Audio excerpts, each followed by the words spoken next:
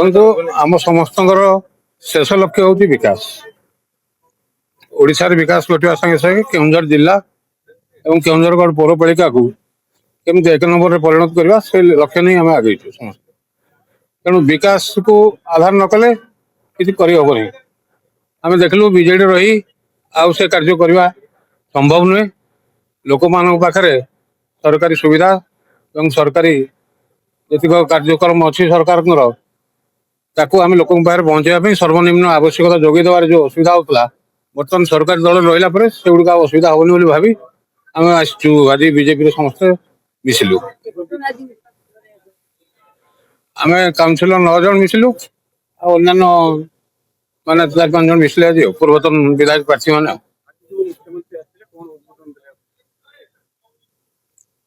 ମୁଖ୍ୟମନ୍ତ୍ରୀ କହିଛନ୍ତି କେଉଁଝର ମ୍ୟୁନିସିପାଲିଟିରେ ଯାହା କିଛି ଦରକାର ହବ ତାଙ୍କ ସାଙ୍ଗରେ ଯୋଗାଯୋଗ କରିବା ପାଇଁ, ଯେତେ ବଡ଼ ବଡ଼ ପ୍ରୋଜେକ୍ଟ ହଉ ସେ ଦେବେ, ତା ପାଇଁ ଆର୍ଥିକ ଅନୁଦାନ ଦେବାର ବ୍ୟବସ୍ଥା କରିବେ ବୋଲି ଆମକୁ ପ୍ରତିଶ୍ରୁତି ଦେଇଛନ୍ତି। ବିଜୁ ଜନତା ଦଳରେ କାମ କରୁଥିବା ବରିଷ୍ଠ କାର୍ଯ୍ୟକର୍ତ୍ତା ଯେଉଁଟାକି ମ୍ୟୁନିସିପାଲିଟିର ଚେୟାରମ୍ୟାନ୍ ଏବଂ 8 ଜଣ କାଉନସିଲର ତତ୍ସଙ୍ଗେ ସଙ୍ଗେ କୌଣସି ପରିସ୍ଥିତିରେ କୌଣସି ପରିସ୍ଥିତିବଶତଃ ଭାରତୀୟ ଜନତା ପାର୍ଟିରୁ ବିଜେଡିକୁ ଚାଲି ଯାଇଥିବା 3 ଜଣ କାର୍ଯ୍ୟକର୍ତ୍ତା ସେ ମଧ୍ୟ ଘର ବାହୁଡ଼ା କରୁଛନ୍ତି। ପୂର୍ବତନ ପାଟନା ବିଧାୟକ ପ୍ରାର୍ଥୀ ଭବାନୀ ଶଙ୍କର ନାୟକ ଏବଂ ତେଲକୀ ବିଧାନସଭାର ବିଧାୟକ ପ୍ରାର୍ଥୀ କୈଳାସଚନ୍ଦ୍ର ନାୟକ ଏବଂ ପୂର୍ବତନ ଜିଲ୍ଲା ପରିଷଦ ପ୍ରାର୍ଥୀ ସୁଶାନ୍ତ ମହାନ୍ତ, ଏ 3 ଜଣ ସେମାନେ ମଧ୍ୟ ଯୋଗଦାନ କରିଛନ୍ତି।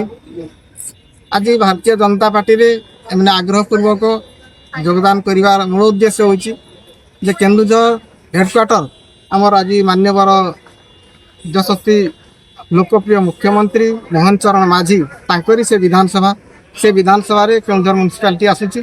ତେଣୁ ଆଜି ପ୍ରତି ମାସେ 2 ମାସରେ ଯେଉଁ ମୁଖ୍ୟମନ୍ତ୍ରୀ ଯାଉଛନ୍ତି, ଗସ୍ତ କରୁଛନ୍ତି, ବିଭିନ୍ନ ପ୍ରକାର କାର୍ଯ୍ୟକ୍ରମର ସେ ଶିଳାନ୍ୟାସ କରୁଛନ୍ତି, କାମ ପ୍ରଗତି ସେ ମାନେ କରୁଛନ୍ତି ଏବଂ ତତ୍ସଙ୍ଗେ ସଙ୍ଗେ ସେଠି ମ୍ୟୁନିସିପାଲିଟିରେ ମଧ୍ୟ ଅନେକ କାର୍ଯ୍ୟକ୍ରମ ସେ ହାତକୁ ନେଲେଣି, ଯାହାଫଳରେ ଇଏ ମଧ୍ୟ ଏକ ପ୍ରଭାବ।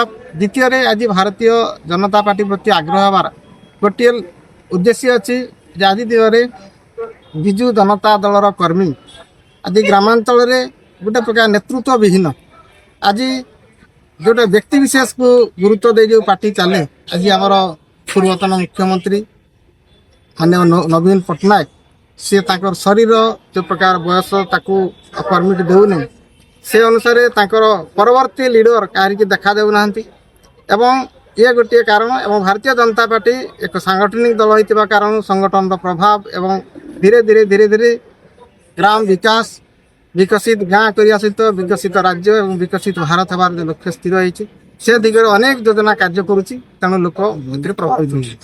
ବିରୋଧୀ ଯେଉଁ କହୁଛନ୍ତି ଯେ ପଞ୍ଚାୟତ ଇଲେକ୍ସନରେ ଲୋକମାନେ ଜବାବ ଦେବେ, ଆଜ୍ଞା ନିଶ୍ଚିତ ନିର୍ବାଚନ ତ ଜବାବ ଦେବାର ଅଛି ସ୍ୱାଭାବିକ କଥା, କିନ୍ତୁ ଭାରତୀୟ ଜନତା ପାର୍ଟି ସଂଗଠନରେ ବିଶ୍ୱାସ କରେ, କର୍ମୀକୁ ବିଶ୍ୱାସ କରେ।